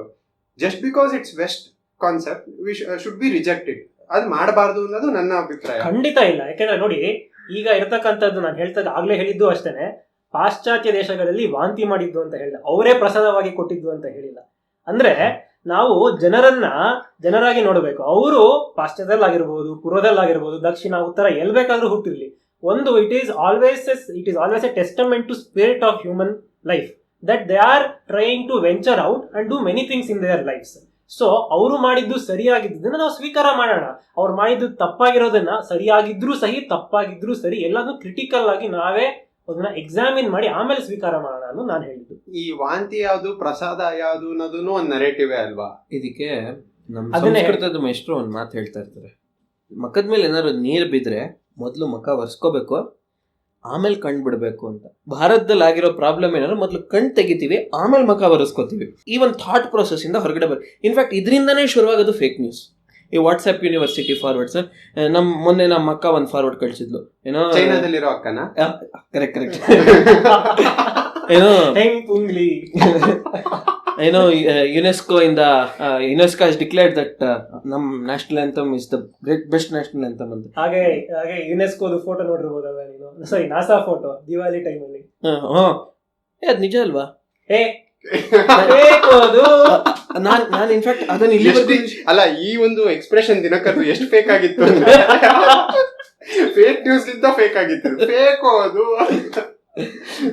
ಸೊ ಆ ಲೆಕ್ಕದಲ್ಲಿ ದಟ್ ಈಸ್ ವೆರ್ ಇಲ್ಲಿ ನಾವು ನೋಡ್ಬೇಕಾದ್ರೆ ಒಂದು ವೆಸ್ಟ್ ಇಂದ ಬಂದಾಗ ನಾವು ಬರೀ ಮೊದಲು ಮಖ ಒರೆಸ್ಕೊಂಡ್ಬಿಟ್ಟು ಆಮೇಲೆ ಕಣ್ ತೆಗೆಯೋದು, ಭಾರತದಲ್ಲಿ ಬರುವಂತದನ್ನೆಲ್ಲ ನಾವು ಹಾಗೆ ಒಪ್ಕೋಬೇಕಾ? ಇಲ್ಲ, ಪರಿಶೀಲನೆ ಮಾಡಬೇಕು. ಬಟ್ ನಮ್ಮಲ್ಲಿ ಏನಾಗೋಗಿದೆ ಅಂದ್ರೆ, ಯಾವಾಗ ವೆಸ್ಟ್ ಇಂದ ಬರುತ್ತೋ ಅದಕ್ಕೆ ಬೇಗ ಅಕಷ್ಟಮ್ ಆಗೋಗ್ಬಿಡ್ತೀವಿ ನಾವು. ಆಮೇಲೆ ನಾವು ಅದನ್ನ ಪರಿಶೀಲನೆ ಮಾಡಕ್ ಶುರು ಮಾಡ್ತೀವಿ, ಇದು ಸರಿ ಇದೆಯಾ ಇದು ತಪ್ಪಿದೆಯಾ ಅಂತ. ಭಾರತದಲ್ಲಿ ಮಾಡೋದಕ್ಕೆ ಫಸ್ಟ್ ವೆಸ್ಟ್ ಅದನ್ನ ಆಕ್ಸೆಪ್ಟ್ ಮಾಡ್ಲಿ, ಆಮೇಲೆ ನಾವು ಅದನ್ನ ಆಕ್ಸೆಪ್ಟ್ ಮಾಡ್ತೀವಿ ಅಂತ ಶುರುವಾಗಿದೆ. ಅದಕ್ಕೆ ಯೋಗ ಫಸ್ಟ್ ವೆಸ್ಟಿಗೆ ಹೋಯ್ತು, ಪಾಪ್ಯುಲರೈಸ್ ಆಯ್ತು, ಆಮೇಲೆ ನಮ್ಮಲ್ಲಿ ವಾಪಸ್ ಬಂತು. ಈ ಒಂದು ನರೇಟಿವ್ಸ್ ಇದು ಯಾಕಾಗಿದೆ ಅಂದ್ರೆ, ಒಂದು ನಮ್ಮ ಇತಿಹಾಸ ಪ್ರಜ್ಞೆ ಇಲ್ಲ, ನಮಗೆ ಕೀಳರಿಮೆ ಇದೆ. ಕೀಳರಿಮೆ ಕಾರಣ ನಮ್ಮ ಇತಿಹಾಸ. ಸೊ ಇದರಿಂದ ಹೊರಗಡೆ ಬರಬೇಕು ಅಂದ್ರೆ ನಮ್ಮದೇ ಒಂದು ನರೇಟಿವ್ ಕ್ರಿಯೇಟ್ ಮಾಡಬೇಕು, ಆನ್ ಇಂಡಿಕ್ ನರೇಟಿವ್. ಅವಾಗ ಆ narrative that is pro India, narrative that is pro the people of India, ಅದನ್ನ ನಾವು ಶುರು ಮಾಡ್ಕೋಬೇಕು. ಅಂಡ್ ಈ ನರೇಟಿವ್ ಬೇಕು. ಯಾಕೆಂದ್ರೆ ಬಹಳಷ್ಟು ಸಲ ಸತ್ಯನ ಹುಡ್ಕೊಂಡು ಹೋದಾಗ ಸತ್ಯ ಮಿಸ್ಟೇಕ್ ಆಗುತ್ತೆ, ನಮಗೆ ಸತ್ಯ ಸಿಗೋದೇ ಇಲ್ಲ. ನಾವು in fact we aim for the moon and we do not even reach the stars. ಆ ಥರ ಆಗೋದ್ರಿಂದ ನನ್ನ ಲೆಕ್ಕದಲ್ಲಿ ಒಂದು ನರೇಟಿವ್, ಆ ನರೇಟಿವ್ನೇ ನಾವು ಎಷ್ಟೊಂದ್ಸಲಿ ಕಲ್ಚರ್ ಅಂತಾನೂ ಕನ್ಸಿಡರ್ ಮಾಡ್ತೀವಿ. ಈಗ ಒಂದು ತುಂಬಾ ಒಳ್ಳೆ ವಿಚಾರ ಹೇಳಿದೆ. ನಮಗೇನಾದ್ರೂ ಒಂದು ಅಕ್ಸೆಪ್ಟೆನ್ಸ್ ಬೇಕು ಅಂದ್ರೆ ನಮ್ಮ ಸಮಾಜದಲ್ಲಿ, ಅದಕ್ಕೆ ಒಂದು ವೆಸ್ಟ್ರಿಂದ ಅಪ್ರೂವಲ್ ಬೇಕು ಅನ್ನೋದು ಮೈಂಡ್ ಸೆಟ್ ಇದೆ ಅಂತ. ಇದಕ್ಕಿಂತ ಸ್ವಲ್ಪ ಮುಂಚೆ ನಾವು ಮಾತಾಡ್ಬೇಕಾದ್ರೆ ಇನ್ನೊಂದು ವಿಚಾರಗಳನ್ನ ಮಾತಾಡಿದ್ವಿ. ಅದೇನಂದ್ರೆ, ಸಮಾಜ ಹೇಗೆ ಹೋಗ್ತಾ ಇದೆ ಅದಕ್ಕೆ ಸರಿಯಾಗಿ ಯಾವುದೇ ಒಬ್ಬ ವ್ಯಕ್ತಿ, ಒಬ್ಬ ಪವರ್ಫುಲ್ ಆಗಿರ್ಬೋದು ಅಥವಾ ನಾಟ್ ಸೋ ಪವರ್ಫುಲ್ ಆಗಿರ್ಬೋದು, ಆ ವ್ಯಕ್ತಿಯ ಒಂದು ನರೇಟಿವ್ ಅದಕ್ಕೆ ಪೂರಕವಾಗಿದ್ದು ಅದರಿಂದ ಏನೋ ಒಂದು ಬದಲಾವಣೆ ನಿರೀಕ್ಷಿಸಬಹುದು, ತರಬಹುದು ಅಂತ. ಸೊ ಸಮಾಜಕ್ಕೆ ಯಾವುದೋ ನರೇಟಿವ್ ಹೋಗ್ತಾ ಇದೆ ಅಂತ ಹೇಳಿದೆ. ಅದೇ ತರನೇ ಸಮಾಜದಲ್ಲಿ ಏನೋ ವೆಸ್ಟ್ರಿಂದ ಅಪ್ರೂವಲ್ ಆಗಿರೋ ನರೇಟಿವ್ ಬರ್ತಾ ಇದೆ ಅಂತಲೂ ಒಂದ್ ಮಾತು ಬಂತು. ಸೊ ಈ ತರ ಇದ್ದಾಗ ಈಗ ಪ್ರಧಾನಮಂತ್ರಿಗಳು ಏನು ಅಲ್ಲಿ ಹೋಗಿ ವೆಸ್ಟ್ ಇಂದನೇ ಅಪ್ರೂವಲ್ ತರಿಸೋದ್ರು ಈ ಯೋಗ ಡೇ ಮಾಡೋದ್ರ ಮುಖಾಂತರ ಅಂತ ಹೇಳ್ಬೋದು. Is it coinciding with both of the things, are should there be? ಯಾಕೆಂದ್ರೆ ಎಷ್ಟೊಂದ್ ಜನ ಈ ರೈಟ್ ವಿಂಗ್ ಅಲ್ಲಿ ಇರುವಂತ ಎಕ್ಸ್ಟ್ರೀಮಿಸ್ಟ್ಸ್ ಹೇಳೋದ್ ನೋಡಿದೀನಿ, ಏನೇ ಮಾಡಿದ್ರು ನಾವು ಏನೂ ಒಪ್ಪಲ್ಲ. ಅವ್ರು ಹೆಂಗಿದ್ದಾರೆ ಅಂದ್ರೆ, ಹೌ ಸೊಸೈಟಿ ಶುಡ್ ಬಿ ಒಂದು ಐಡಿಯಲಿಸ್ಟಿಕ್ ಕಾನ್ಸೆಪ್ಟ್. ಲೆಫ್ಟ್ ಎಕ್ಸ್ಟ್ರೀಮು ಅಷ್ಟೇ, ರೈಟ್ ಎಕ್ಸ್ಟ್ರೀಮು ಅಷ್ಟೇ, ಒಂದು ತುಂಬಾ ಐಡಿಯಲಿಸ್ಟಿಕ್. ಆ ತರ ಸಮಾಜ ನಡೆಯಕ್ಕಾಗಲ್ಲ, ಯಾಕೆಂದ್ರೆ there are so many variables. ಅದು ಅಷ್ಟು ಐಡಿಯಲಿಸ್ಟಿಕ್ ಆಗಿದ್ರೆ ಸಮಾಜ ಯಾವ ಎಕ್ಸ್ಟ್ರೀಮಿಗೆ ಹೋದ್ರೂ ಚೆನ್ನಾಗೇ ಇರಬಹುದು, ಆಯ್ತಾ. ಆದ್ರೆ ಅಷ್ಟೊಂದು ಬಾರ್ಡರ್ಲೆಸ್ ಕಂಟ್ರಿ, ಒಂದು ಸಮಾಜಗೆ ಬಾರ್ಡರೇ ಇರಬಾರ್ದು, ಈ ತರದೆಲ್ಲ ಇರೋದು ತುಂಬಾ ಒಂದು ಏನಂತಾರೆ ಯುಟೋಪಿಯಾ ಅಂತ ಕರಿಬಹುದು. ಸೊ ಈ ತರ ಇದ್ದಾಗ ಸಮಾಜ ಅದನ್ನು ಒಪ್ಪಕ್ಕೆ ರೆಡಿ ಇಲ್ಲ. ಆದ್ರೆ ಪಾಶ್ಚಾತ್ಯ ದೇಶದಲ್ಲಿ ಅದನ್ನ ಹೇಳಿದ್ರೆ ಇಲ್ಲಿ ಒಪ್ತಾರೆ. ಅಂಡ್ ಪಾಶ್ಚಾತ್ಯ ದೇಶದಲ್ಲಿ ಈ ನರೇಟಿವ್ ಸ್ಪ್ರೆಡ್ ಆದ್ರೆ ಅಗೇನ್ ಅದನ್ನ ಇವರು ಒಪ್ತಾರೆ ಅನ್ನೋದು ಇದೆ. ಸೊ ಒಬ್ಬ ನಾರ್ಮಲ್ ವ್ಯಕ್ತಿ ಸಮಾಜದಲ್ಲಿ ಒಬ್ಬ ಕಾಲೇಜ್ ಗೋಯಿಂಗ್ ಗೈ, ಅವನ್ ಏನಂದ್ರೆ ಹೆಡ್ಫೋನ್ ಹಾಕೊಂಡು, ಅರ್ಥ ಆಯ್ತು. ನಾನು ಇದಕ್ಕೆ ಒಂದು ಸಿಂಪಲ್ ಎಕ್ಸಾಂಪಲ್ ಕೊಡ್ತೀನಿ. ನನಗೆ ಮತ್ತೆ ನಿಮ್ಮ ಮಧ್ಯೆಯಲ್ಲಿ ಒಂದು ಕಾನ್ಫ್ಲಿಕ್ಟ್ ಆಗುತ್ತೆ ಅಂತ ಇಟ್ಕೊಳ್ಳೋಣ. ಕಾನ್ಫ್ಲಿಕ್ಟ್ ಆದಾಗ ಅದನ್ನು ಬಗೆಹರಿಸ್ಕೊಳ್ಳೋಕ್ಕೆ ಎರಡು ರೀತಿ ಇದೆ. ಒಂದು, ದ ಐಡಿಯಲ್ ಕೇಸ್ ಏನು, ಕಾನ್ಫ್ಲಿಕ್ಟ್ ಆಗಲ್ಲ. ಅದು ಐಡಿಯಲ್ ಕೇಸ್ ಹೇಗೆ ಅಂದರೆ, ಸಮಾಜ ನಮ್ಮ ಮೇಲೆ ಏನು ಸಿಚುವೇಶನ್ಸ್ ಕೊಡಲ್ಲ, ಅದರಿಂದ ನಾವು ಅದರಿಂದ ಪರಿಣಾಮ ಆಗ್ತೀವಿ ಅಂತ ಯಾವ ಸಿಚುವೇಶನ್ನು ಕೊಡಲ್ಲ, ನಮ್ಮ ಮೇಲೆ ನೆಗೆಟಿವ್ ಇಂಪ್ರೆಷನ್ ಆಗುತ್ತೆ ಅಂತ. ಎರಡನೇದು, ನಾವು ಯಾವ ರೀತಿಯಲ್ಲಿ ಇರ್ತೀವಿ ಅಂದರೆ, we are perfect individuals. Either there is a perfect society or there is a perfect individual. Both of the things are not possible. Left ಏನು ಹೇಳುತ್ತೆ, the individual must be perfect. Left ಯಾವ ರೀತಿಲಿ ಹೇಳ್ಬಿಡುತ್ತೆ ಅಂದರೆ, ಒಬ್ಬ ವ್ಯಕ್ತಿ ಏನೇ ಆಗಲಿ ಇನ್ನೊಬ್ರಿಗೆ ಬದುಕೋಕೆ ರೆಡಿ ಆಗಿರಬೇಕು. ಅದು ನಡೆಯಲ್ಲ. ಇಡೀ ಸಮಾಜದಲ್ಲಿ ನಾವು ನೋಡಿದ್ರೆ very few people ever do that. ಇನ್ನೊಂದು ರೈಟ್ ಎಕ್ಸ್ಟ್ರೀಮಲ್ಲಿ ಹೇಗಿರುತ್ತೆ ಅಂದರೆ, ಸಮಾಜದ ಒಂದು ಚೌಕಟ್ಟು ಎಲ್ಲವಾಗಲೂ ಸ್ಥಿರವಾಗಿರಬೇಕು. ಇದೊಂದು ಧರ್ಮ ಅಂತ ಕರೀತಾರೆ. There must be stability, there must be cyclic stability of thought and emotion and money, ಇದನ್ನೆಲ್ಲ ಹೇಳ್ತಾರೆ. It is something that will keep on falling. ಅದಕ್ಕೆ ನಮ್ಮಲ್ಲಿ ನೋಡ್ತೀವಿ, ಧರ್ಮ ಸಂಸ್ಥಾಪನಾರ್ಥ ಸಂಭವಮಿ ಯುಗೆ ಯುಗೆ ಅಂತಾರೆ. ಅಂದ್ರೆ ಹಾಗಾದ್ರೆ ಭಾರತದಲ್ಲಿ 10 ಸಲ ಯಾಕಂದ್ರೆ ವಿಷ್ಣು 10 ಸಲ ಅವತಾರ ಮಾಡ್ದ ಅಂದ್ರೆ 10 ಸಲ ಧರ್ಮ ಹಾಳಾಯ್ತು ಅಂತನಾ? Moving on. The fact is, we are neither there nor here. The in between story is, people make mistakes, people must apologise and people must move on. The same thing with society. ಸಮಾಜ ಒಂದ್ಸಲಿ ನೋಡುತ್ತೆ, ಸಮಾಜ ಪರಿಶೀಲನೆ ಮಾಡುತ್ತೆ, ತನಿಗೆ ಚೆನ್ನಾಗಿದೆಯಾ ಅಂತ ನೋಡುತ್ತೆ, ಆಮೇಲೆ ಅದನ್ನ ಧಿಕ್ಕರಿಸುತ್ತೆ, ಚೆನ್ನಾಗಿಲ್ದೇ ಧಿಕ್ಕರಿಸುತ್ತೆ, ಇಲ್ಲಾಂದ್ರೆ ಒಪ್ಕೊಳ್ಳುತ್ತೆ. ಫಿಲಮ್ ಮೇಕಿಂಗ್ ಬಗ್ಗೆ ನೀವು ಹೇಳಿದಾಗ ಇಟ್ ಈಸ್ ಸಿಮಿಲರ್. ಸಮಾಜ ನೋಡ್ತು, ಅದರಿಂದ ಸಮಾಜಕ್ಕೆ ಉಪಯೋಗ ಆಗಕ್ಕೆ ನೋಡ್ತು. ನಾವು ನೋಡ್ತೀವಿ ಇತ್ತೀಚೆಗೆ ಕೊರೋನಾ ವೈರಸ್ ಬಂದ ಮೇಲಂತೂ ರಾಮಾಯಣ, ಮಹಾಭಾರತ, ಚಾಣಕ್ಯ ಇದೆಲ್ಲ ಕಂಟಿನ್ಯೂಸ್ ಆಗಿ ಹೋಲ್ಸೇಲಲ್ಲಿ ನಡೀತಾ ಇದೆ. ಇದರಿಂದ ಸಮಾಜಕ್ಕೆ ಸಹಾಯ ಆಗ್ತಾ ಇದೆಯಾ? ಖಂಡಿತ ನಡೀತಾ ಇದೆ. ಆದರೆ ಅದ್ರ ನೆಗೆಟಿವ್ ಆಸ್ಪೆಕ್ಟ್ ಇದೆಯಾ? ಬಟ್ ನಾವು ಅದ್ರ ಬಗ್ಗೆ ಹೋಗೋದನ್ನ ಮುಂದೆ ನೋಡೋಣ ಇನ್ನೊಂದು ದಿನ. ಬಟ್ ಆ ಒಂದು ಅಂಡರ್ಸ್ಟ್ಯಾಂಡಿಂಗ್ ಇದೆಯಲ್ಲ, ಇವಾಗ ನಮ್ಮ ದೇಶದಲ್ಲಿ ಪಿಜ್ಜಾ ತಿನ್ನಕ್ ಜನ ಶುರು ಮಾಡಿದ್ರು, ಇವಾಗ ಬಹಳಷ್ಟು ಜನ ಇದು ಉಪಯೋಗ ಇಲ್ಲ ಅಂತ ಬಿಡಕ್ಕೂ ಶುರು ಮಾಡಿದ್ರು. ಬಟ್ ಆ ಇನಿಷಿಯಲ್ ಸ್ಟೇಜ್ನ ನಾವು ಏನಾದ್ರು ಆಕ್ಸೆಪ್ಟ್ ಮಾಡಲೇಬೇಕಾಗತ್ತೆ. ಆ ಇನಿಷಿಯಲ್ ಆಕ್ಸೆಪ್ಟೆನ್ಸ್ ಸ್ಟೇಜ್ ಇದೆಯಲ್ಲ, ಅದನ್ನ ನಾವು ಯಾವತ್ತೂ ಧಿಕ್ಕಾರ ಮಾಡಬಾರ್ದು. ಅದು ಸಮಾಜಕ್ಕೆ ಬಿಡಬೇಕು. Let the society experiment on it and let us move on from there. Then we can build a narrative. So ಆಗ್ಲೇ ಧೀಮಂತ ಪಿಜ್ಜಾ ಬಗ್ಗೆ ಮಾತಾಡ್ದ. ಪಿಜ್ಜಾ ಮೊದಲು ಭಾರತಕ್ಕೆ ಬಂದಾಗ ಅದೇನು ಅಂತ ಜನರಿಗೆ ಗೊತ್ತಿರಲಿಲ್ಲ. ಆದರೆ ಕ್ರಮೇಣ ಅದ್ರ ಕಡೆಗೆ ಜನರ ರುಚಿ ಬೆಳೀತಾ ಹೋಯ್ತು. ಹಾಗೆ ಈಗ ನಾವು ರೀಸೆಂಟ್ ಎಕ್ಸಾಂಪಲ್ ನೋಡಿದ್ರೆ, ಯಾವಾಗ ರೇಸಿಸಮ್ ಅಂತಕ್ಕಂಥದ್ದು ಕಾನ್ಶಿಯಸ್ ಆಗಿ ಜನರಿಗೆ ಗೊತ್ತಿರಲಿಲ್ಲ, ಅವ್ರು ಮಾಡ್ತಾ ಇದ್ದಾರೆ ಅಂತಾನೆ ಅವ್ರು ಯಾವಾಗ ಕಾನ್ಶಿಯಸ್ ಆಗಿರ್ಲಿಲ್ಲ, ಆಗ ಫೇರ್ ಅಂಡ್ ಲವ್ಲಿ ಅನ್ನೋ ಒಂದು ಪ್ರಾಡಕ್ಟ್ ವಿರುದ್ಧ ಜನರಿಗೆ ಅಷ್ಟು ಏನು ವಿರುದ್ಧವಾಗಿ ಓಡಾಡ್ತಿರ್ಲಿಲ್ಲ. ಆದ್ರೆ ಈಗ ರೇಸಿಸಮ್ ಬಗ್ಗೆ ಯಾವಾಗ ಜನರಿಗೆ ಅರಿವಾಗ್ತಾ ಇದೆಯೋ ಆವಾಗ ಅದನ್ನ ಅವ್ರೀಗ ಗ್ಲೋ ಅಂಡ್ ಲವ್ಲಿ ಅಂತ ಅಂದ್ಬಿಟ್ಟು ಚೇಂಜ್ ಮಾಡಿದ್ರು. ಸೊ ಈ ತರ ಬ್ರ್ಯಾಂಡಿಂಗ್ ರೀಬ್ರ್ಯಾಂಡಿಂಗ್ ಎಲ್ಲ ನಡೀತಾ ಇರುತ್ತೆ. ಸೊ ಸುಭಾಷ, ನೀನು ಡಿಜಿಟಲ್ ಮಾರ್ಕೆಟಿಂಗ್ ಅಲ್ಲಿ ಇದೆಯಾ? So what do you think is the impact of narrative on a consumer? Impact of narrative on a consumer ತುಂಬಾ ಒಳ್ಳೆ ಕ್ವಶನ್. ಏನಕ್ಕೆ ಅಂದ್ರೆ, ನಾವು ಯಾವುದೇ ಒಂದು ಮೀಡಿಯಾ ಪ್ಲಾನಿಂಗ್ ಅಂತ ಏನ್ ಮಾಡ್ತೀವಿ ಅದೆಲ್ಲ ಟೈಮಲ್ಲೂ ಈ ಒಂದು ಕನ್ಸ್ಯೂಮರ್ ಹೇಗೆ ಅದನ್ನ ರಿಸೀವ್ ಮಾಡ್ತಾನೆ ಅನ್ನೋದನ್ನ ತಲೆಯಲ್ಲಿ ಇಟ್ಕೊಂಡೇ ಮಾಡ್ತೀವಿ. ಅಂಡ್ ನಾವು ದೈನಂದಿನ ಚಟುವಟಿಕೆಗಳಲ್ಲಿರುವಂತ ಯಾವುದೋ ಒಂದು ಸಿಚುವೇಶನ್ ಆ ತರದನ್ನ ಆಡ್ಸ್ ಅಲ್ಲಿ ಯೂಸ್ ಮಾಡಕ್ಕೆ ಟ್ರೈ ಮಾಡ್ತೀವಿ. ಅಂಡ್ ಅದಕ್ಕೆ ಕನ್ಸ್ಯೂಮರ್ ರಿಲೇಟ್ ಆಗ್ತಾನೆ. ಈ ಬ್ರ್ಯಾಂಡಿಂಗ್ ರೀಬ್ರ್ಯಾಂಡಿಂಗ್ ಅಂತ ಏನ್ ಮಾತಾಡಿದೆ, ಸೊ ಕೊಕೋ ಕೋಲಾ ತುಂಬಾ ಒಳ್ಳೆ ಎಕ್ಸಾಂಪಲ್. ಅದು ನಮ್ಮಲ್ಲಿ ಅಷ್ಟು ಚೆನ್ನಾಗಿ ಗೊತ್ತಿರಲಿಲ್ಲ ಜನರಿಗೆ, ಬಟ್ ಅವರೊಂದು ಬ್ರ್ಯಾಂಡಿಂಗ್ ಶುರು ಮಾಡಿದ್ರು. ಈ ಬ್ರ್ಯಾಂಡಿಂಗ್ ಅನ್ನೋದು it's basically a narrative that you put in front of the consumer. So ಏನಾಗತ್ತೆ, ನೀನೊಂದು ಕತೆ ಹೇಳ್ತಿದ್ಯಾ ಕನ್ಸ್ಯೂಮರ್ಗೆ, ಸುಮಾರು ಟಚ್ ಪಾಯಿಂಟ್ಸ್ ಇರುತ್ತೆ ಕನ್ಸ್ಯೂಮರ್ದು. ನೀನು ಫಸ್ಟಿಗೆ ನೀನು ಕೊಕೋ ಕೋಲಾ ಅಥವಾ ಡಾಮಿನೋಸ್ ಅನ್ನು ನೀನು ಹಂಗೆ ಬೊಂಬಾರ್ಡ್ ಮಾಡಿದ ತಕ್ಷಣ ನಿಂಗೆ ಕನ್ಸ್ಯೂಮರ್ಗೆ ಅದು ಅರ್ಥ ಆಗತ್ತೆ ಅಂತಿಲ್ಲ. ಇದು ನೀನ್ ಸಮಾಜದಲ್ಲಿ ಯಾವುದೇ ಒಂದು ಇದಕ್ ಬೇಕಾದ್ರೂ ಕಂಪೇರ್ ಮಾಡ್ಬೋದು. ಫಾರ್ ಎಕ್ಸಾಂಪಲ್, ಯಾವ್ದೋ ಒಂದು ಐಡಿಯಾಲಜಿ ಬಗ್ಗೆ ಮಾತಾಡ್ತಿದ್ಯಾ ಅಂದ್ರೆ ಡೈರೆಕ್ಟ್ ಆಗಿ ನೀನ್ ಏನೋ ಒಂದು 4-5 ವಿಚಾರಗಳನ್ನ ಹೇಳ್ಬಿಟ್ರೆ ಅವರಿಗೆ, ಇನ್ಫ್ಯಾಕ್ಟ್ ನಮ್ಮ ಪಾಡ್ಕಾಸ್ಟ್ ಇನ್ನ ಮೊದ್ಲು ಕೇಳಿಸ್ಕೊಂಡ್ಬಿಟ್ರೆ ಏನಪ್ಪಾ ಇದು ಅಂತ ಅನ್ಸುತ್ತೆ. ಒಬ್ಬ ಏನೋ ಅದ್ರ ಬಗ್ಗೆ ಗೊತ್ತಿಲ್ಲದವನಿಗೆ ಸ್ವಲ್ಪ ಹೆವಿ ಆಯ್ತು ಅಂತ ಅನ್ಸಿದ್ರು. ಸೊ ಈ ತರ ಇದ್ದಾಗ ಫಸ್ಟಿಗೆ ಏನೂ ಅರ್ಥ ಆಗಲ್ಲ. ಸೊ ಫಸ್ಟಿಗೆ ಹೆಂಗ್ ಮಾಡ್ತಾರೆ ಅಂದ್ರೆ, ಒಂದು ನರೇಟಿವ್ ಸೃಷ್ಟಿ ಮಾಡ್ಬೇಕಾದ್ರೆ ಒಂದು 6 ಸೆಕೆಂಡರಿ ಬಂಪರ್ ವಿಡಿಯೋ ಅಂತ ಡಿಜಿಟಲ್ ಮಾರ್ಕೆಟಿಂಗ್ ಅಲ್ಲಿ ಅದನ್ನ ಹೇಳ್ತಾರೆ. ಸೊ 6 ಸೆಕೆಂಡರಲ್ಲಿ ನಿಂಗೆ ಏನಾಗುತ್ತೋ ಅದನ್ನ just to grab your attention, ಅದು ಫಸ್ಟ್ ಇರುತ್ತೆ. ಅದು ನೀನ್ ಪೇಪರ್ ಅಲ್ಲಿ ನೋಡ್ತೀಯಾ, ಅಥವಾ ಅಂದ್ರೆ ಪೇಪರ್ ಅಂದ್ರೆ ಪ್ರಿಂಟ್ ಮ್ಯಾಗಝೀನ್ ಯಾವ್ದ್ರಲ್ಲಾದ್ರೂ ನೋಡ್ತೀಯಾ, ಇಲ್ಲ ಟಿವಿನಲ್ಲಿ ನೋಡ್ತೀಯಾ, ಅವಾಗ ನಿಂಗೆ ಅದಕ್ಕೆ ಅಷ್ಟು ಗಮನ ಕೊಟ್ಟಿರಲ್ಲ. ಬಟ್ ಎಲ್ಲೋ ಒಂದ್ ಕಡೆ ನಿಂಗೆ ಸಬ್ ಕಾನ್ಶಿಯಸ್ಲಿ ಏನೋ ಒಂದಿದೆ ಅನ್ನೋದು ಫಸ್ಟ್ ಗೊತ್ತಾಗುತ್ತೆ. ಈ ತರ ನೀವು ಒಂದೇ ಸಲಕ್ಕೆ ಕನ್ಸ್ಯೂಮರ್ ಕನ್ವರ್ಟ್ ಆಗ್ತಾನೆ ಅಂತಿಲ್ಲ. ಸೊ ಆ ನರೇಟಿವ್ ಅನ್ನ ಕಂಟಿನ್ಯೂ ಮಾಡಬೇಕು ಬೇರೆ ಬೇರೆ ಟಚ್ ಪಾಯಿಂಟ್ಸ್ ಅಲ್ಲಿ. ಫಾರ್ ಎಕ್ಸಾಂಪಲ್, ನೀನೊಂದು ವೆಬ್ಸೈಟ್ ಅಲ್ಲಿ ಏನೋ ಒಂದು ಪರ್ಚೇಸ್ ಮಾಡ್ಬೇಕು ಅಂದ್ರೆ ಫಸ್ಟ್ ನೀನೆಲ್ಲೋ ಆಡ್ ನೋಡಿರ್ತೀಯ, ಅದನ್ನ ರೀಕಾಲ್ ಮಾಡ್ತೀಯ. ಸೊ ಆಡ್ ರೀಕಾಲ್ ಅಂತ ಏನ್ ಕರೀತಾರೆ, ಅದನ್ನ ನೀನು ಇನ್ನೊಂದ್ಸಲ ಆಡ್ ತೋರಿಸಿದಾಗ ನಿಂಗೆ ಅದು ಓಕೆ, ಇದು ನಾನೆಲ್ಲೋ ನೋಡಿದ್ದೆ, ಯಾವ್ದೋ ಒಂದು ಪಾಪ್ಯುಲರ್ ಇರಬೇಕು ಪ್ರಾಡಕ್ಟ್ ಅಂತ. Coming to how social media works, ಇದರಿಂದ ನೆಕ್ಸ್ಟ್ ಹೇಳ್ತೀನಿ. ಆ ಒಂದು ಪರ್ಸ್ಪೆಕ್ಟಿವ್ ಅಲ್ಲಿ ನೀನ್ ಏನ್ ಮಾಡ್ತೀಯ, ಆ ಆಡ್ ಅನ್ನ ಮತ್ತೊಂದ್ಸಲ ನೋಡ್ತೀಯ, ಓಕೆ ಇದು ಫೇಮಸ್ ಇರ್ಬೇಕು ಈ ಬ್ರ್ಯಾಂಡ್, ಹಂಗಾರೆ ಇದ್ರನ್ನ ಏನಾದ್ರು ಪರ್ಚೇಸ್ ಮಾಡೋಣ ಅಂತ. ಇನ್ನೇನು ಆಡ್ ಟು ಕಾರ್ಟ್ ಮಾಡಬೇಕು, ಆಡ್ ಟು ಕಾರ್ಟ್ ಮಾಡಿದ ತಕ್ಷಣ ಅಲ್ಲಿ ಡ್ರಾಪ್ ಆಗ್ಬಿಡ್ತೀಯ. ಅಂದ್ರೆ ನೀನ್ ಅದನ್ನ ಮರ್ತೋಗ್ಬಿಡ್ತೀಯ, ಏನೋ ಒಂದು ಲೋಡ್ ಆಗಲ್ಲ ಅಥವಾ ಪಿನ್ OTP ಬರಲ್ಲ, ಏನೋ ಒಂದು ಕಾರಣಕ್ಕೆ ನೀನು ಡ್ರಾಪ್ ಆಗ್ತೀಯ. ಅವಾಗ ಮತ್ತೆ ರೀಮಾರ್ಕೆಟಿಂಗ್ ಅಂತ ಮಾಡ್ತಾರೆ. ಅಂದ್ರೆ ಮತ್ತೊಂದ್ಸಲ ಯಾರ್ಯಾರು ಡ್ರಾಪ್ ಆಗಿದಾರೋ ಆ ಜನಗಳಿಗೆ ಮತ್ತೊಂದ್ಸಲ ಮಾರ್ಕೆಟಿಂಗ್ ಮಾಡ್ತಾರೆ. ಹೀಗ್ ಮಾಡೋದ್ರಿಂದ, ರಿಪೀಟೇಟಿವ್ ಆಗಿ ಮಾಡೋದ್ರಿಂದ ಜನರಿಗೆ ಎಲ್ಲೋ ಒಂದ್ ಕಡೆ ಓಕೆ, ಈ ಪ್ರಾಡಕ್ಟ್ ಇಷ್ಟೊಂದು ವ್ಯಾಲ್ಯೂ ಇರ್ಬೋದು, ಯಾಕೆಂದ್ರೆ ಇಷ್ಟೊಂದ್ ಸಲ ನನಗೆ ತೋರಿಸ್ತಿದ್ದಾರೆ ಇದನ್ನ, ಅಂದ್ರೆ ಇದ್ರಲ್ಲಿ ಏನೋ ಇದೆ ಅಂತ ಒಂದು ಕುತೂಹಲಕ್ಕೆ ಅದನ್ನ ಬೈ ಮಾಡ್ತಾನೆ.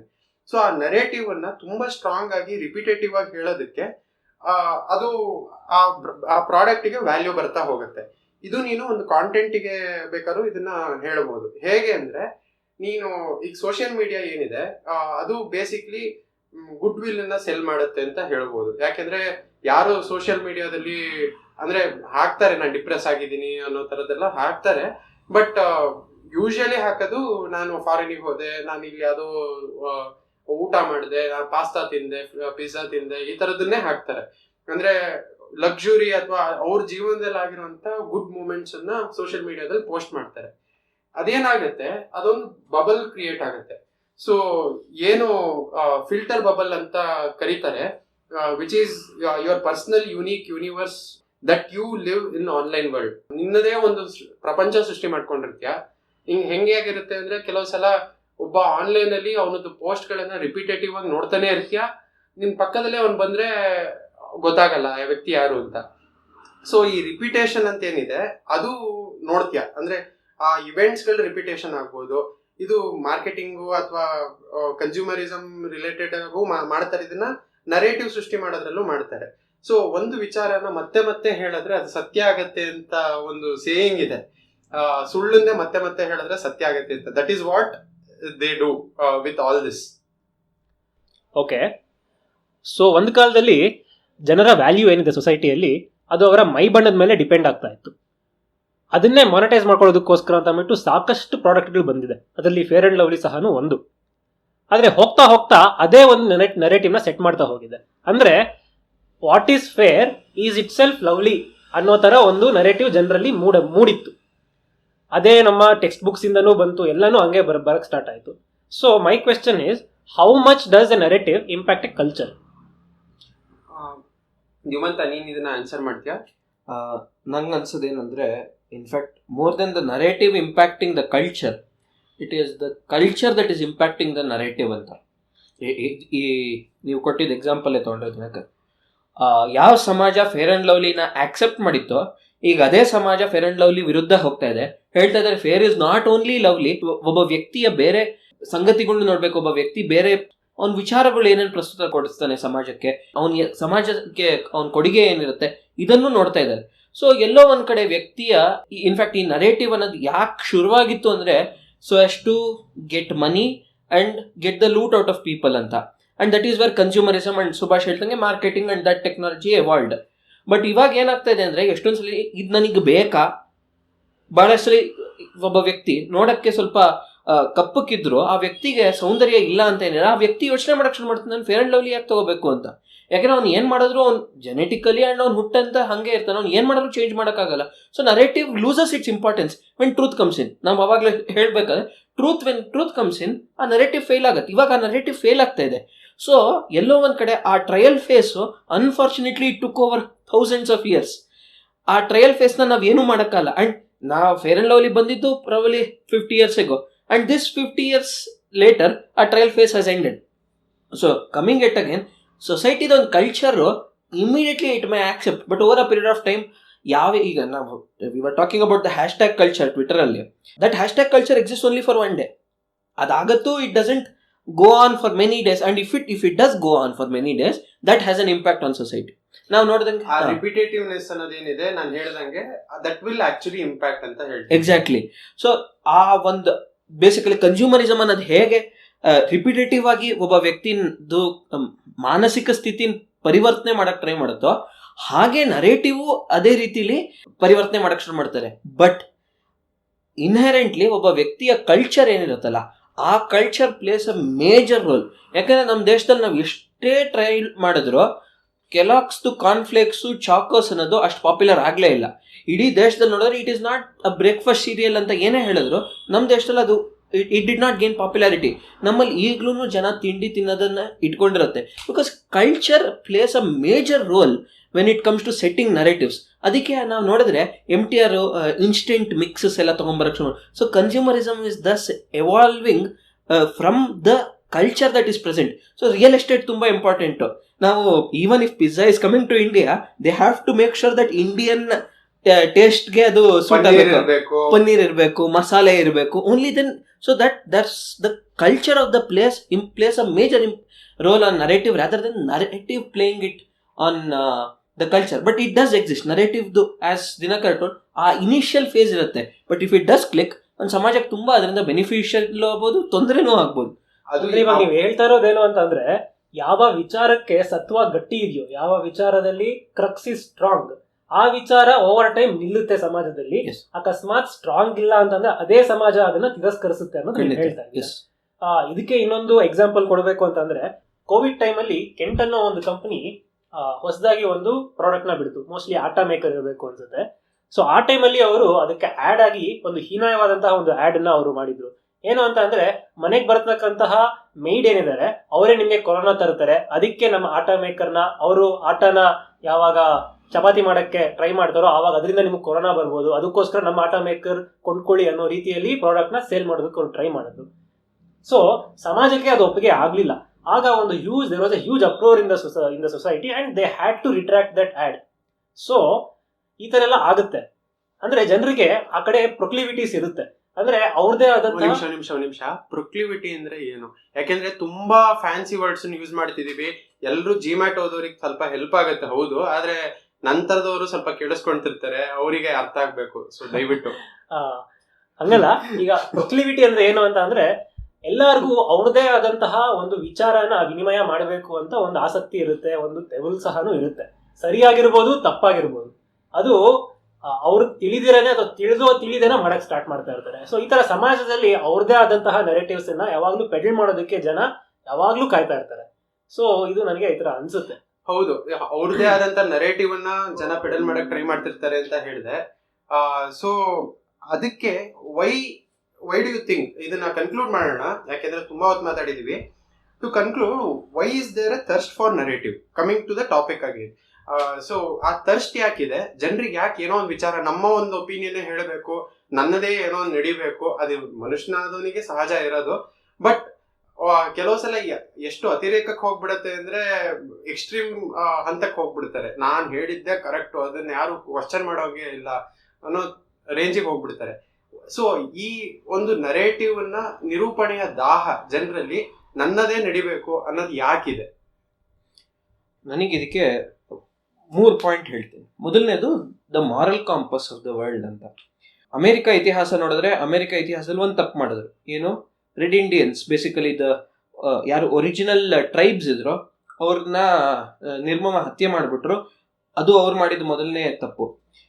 ನಾವು ಮಿಡಲ್ ಈಸ್ಟ್ ನೋಡಿದ್ರೆ ಇವಾಗ ನೋಡ್ತೀವಿ, US ರಷ್ಯಾ ಮಾಡಿದಂತ ದೌರ್ಜನ್ಯ ಸಿರಿಯಾ ಹಾಗೂ ಆ ನೇಬರಿಂಗ್ ಸ್ಟೇಟ್ಸ್ಗೆ ಆದಂಥದ್ದು, ಅದು ಈ Europe Europe and middle East ಅಲ್ಲಿ ಆಗಿದ್ದಂತ ಒಂದು ದೌರ್ಜನ್ಯ. ಆಸ್ಟ್ರೇಲಿಯನ್ಸ್ ಅಂದ್ರೆ basically the whites from Europe ಹೋಗ್ಬಿಟ್ಟು ಆಸ್ಟ್ರೇಲಿಯಲ್ಲಿ ಹೋಗ್ಬಿಟ್ಟು ಅಲ್ಲಿರೋ ಅಬಾರಿಜಿನಲ್ಸ್ ನ ಹತ್ಯೆ ಮಾಡಿದ್ರು. ಸೊ ಇದರಿಂದ ಏನಾಗತ್ತೆ ಅಂದ್ರೆ ಬೇಸಿಕಲಿ ಒಂದ್ ಮಿಸ್ಟೇಕ್ ಒಂದು ಸಮಾಜದಲ್ಲಿ ಮಾಡಿದ್ರು, ನಾನು ಇದೊಂದು ತಪ್ಪು ಮಾಡಿದೆ, ಅದಾಗದು ಸಮಾಜನ ತುಂಬಾ ಚೆನ್ನಾಗಿ ನೋಡ್ಕೊಂಡಿದೀನಿ ಅಂತ ಪ್ರಪಂಚಕ್ಕೆ ಹೇಳಕ್ಕೋಸ್ಕರ ಮಾರಲ್ ಕಾಂಪಸ್ ಅನ್ನೋದನ್ನ ರೆಡಿ ಮಾಡ್ತಾ ಹೋಗ್ತಾರೆ. ಸೊ ಈ ಮಾರಲ್ ಕಾಂಪಸ್ ಯಾತಿಕ್ ಬೇಕು, ಯಾಕೆ ನರೇಟಿವ್ ಬಂತು ಅಂದ್ರೆ ನಾನ್ ಸರಿ ಬೇರೆಯವ್ರ ತಪ್ಪು ಅಂತ ಪ್ರೂವ್ ಮಾಡಕ್ಕೋಸ್ಕರ ಈ ಮಾರಲ್ ಈ ಒಂದು ನರೇಟಿವ್ ಶುರು ಮಾಡ್ಕೊಂಡಿರೋದು. ಈ ನರೇಟಿವ್ ಏನಕ್ಕೆ ಬರುತ್ತೆ ಅಂದ್ರೆ, ನಾನು ಇದು ಮಾಡಿದ ನಾನು ಯಾತಿಕ್ಕೆ ಇಲ್ಲಿರೋ ರೆಡ್ ಇಂಡಿಯನ್ಸ್ನ ಕೊಂದೆ ಅದನ್ನ ಡೈರೆಕ್ಟ್ ಆಗಿ ಹೇಳ್ತಾ ಇರ್ಬೋದು. ಆದ್ರೆ ಅವ್ರ ನರೇಟಿವ್ ಒಳಗೆ ಹೆಂಗ್ ತರ್ತಾರೆ ಅಂದ್ರೆ, ನಾನಿಲ್ಲಿ ಸ್ವರ್ಗವನ್ನ ಸೃಷ್ಟಿ ಮಾಡಿದೆ ಅಂತ ಹೇಳಕ್ಕೋಸ್ಕರ Americans that part of the ಹಿಸ್ಟ್ರಿನ ಮರ್ತು ಬಿಡ್ತಾರೆ. ಬಟ್ ಅಲ್ಲೊಂದು ಸ್ವರ್ಗವನ್ನ ಸೃಷ್ಟಿ ಮಾಡಿದೆ ಅಂತ ತೋರ್ಸಕ್ಕೋಸ್ಕರ ಅಲ್ಲೊಂದು ನರೇಟಿವ್ ತರ್ತಾರೆ. ಸೊ ಪ್ರಪಂಚದಲ್ಲಿ ಪ್ರತಿಯೊಬ್ಬರಿಗೂ ಒಂದು ಮಾರಲ್ ಕಾಂಪಸ್ ಅಂತ ಇರುತ್ತೆ. ಭಾರತದ ವಿಚಾರಕ್ಕೆ ಬಂದ್ರೆ ನಾವು ಆ ಲೆಕ್ಕದಲ್ಲಿ ಯಾರಿಗೂ ಈ ತರ ಏನೋ ಯಾವ ಸಮುದಾಯಕ್ಕೂ ಒಂದು ಮೇಜರ್ ಆಗಿ ದೌರ್ಜನ್ಯ ಮಾಡಿದ್ರು ಆ ಮಾಡಿರೋ ತಪ್ಪನ್ನು ಕರೆಕ್ಟ್ ಮಾಡ್ಕೋತಾ ಇದೀವಿ, ಅದರಿಂದ ಹತ್ಯೆ ಆಗಿಲ್ಲ. ಆ ಲೆಕ್ಕದಲ್ಲಿ ನೋಡಿದ್ರೆ ಭಾರತದಲ್ಲಿ ನರೇಟಿವ್ ಯಾಕೆ ಬಂದಿದೆ ಅಂದ್ರೆ, ಒಂದು ನಮ್ಮ ಇತಿಹಾಸದಲ್ಲಿ ಯಾವತ್ತೂ ಫುಲ್ ಸ್ಟಾಪ್ ಇಲ್ಲ, ಎಲ್ಲವಾಗ್ಲೂ ಕಾಮ ಆಗ್ತಾ ಹೋಗ್ತಾ ಇದೆ. ಫುಲ್ ಸ್ಟಾಪ್ ಇದ್ದಿದ್ರೆ ಓಕೆ, ನಾವು ಮುಂದೆ ಏನ್ ಮಾಡ್ಬೋದು ಅಂತ ನೋಡ್ಬೋದು. ಈ ಒಂದು ಎಂಟೈರ್ ಹಿಸ್ಟ್ರಿ ನಾವು ನೋಡಿದಾಗ it has created a cultural Renaissance. ಒಂದು ಸಮಾಜದಲ್ಲಿ ಈಗ ನಾವು ನೋಡ್ದಂಗೆ ಬಹಳಷ್ಟು, ಈಗ ಜಾಮೂನ್ ಅನ್ನೋದು ನಮ್ಮ ದೇಶದಲ್ಲಿ ಹುಟ್ಟಿಲ್ಲ, ಅಥವಾ ಏನು ಹಿಂದೂ ಸಮಾಜ ಅದನ್ನು ಸೃಷ್ಟಿ ಮಾಡಿಲ್ಲ, ಬಟ್ ನಾವು ಜಾಮೂನ್ ತಿಂತೀವಿ.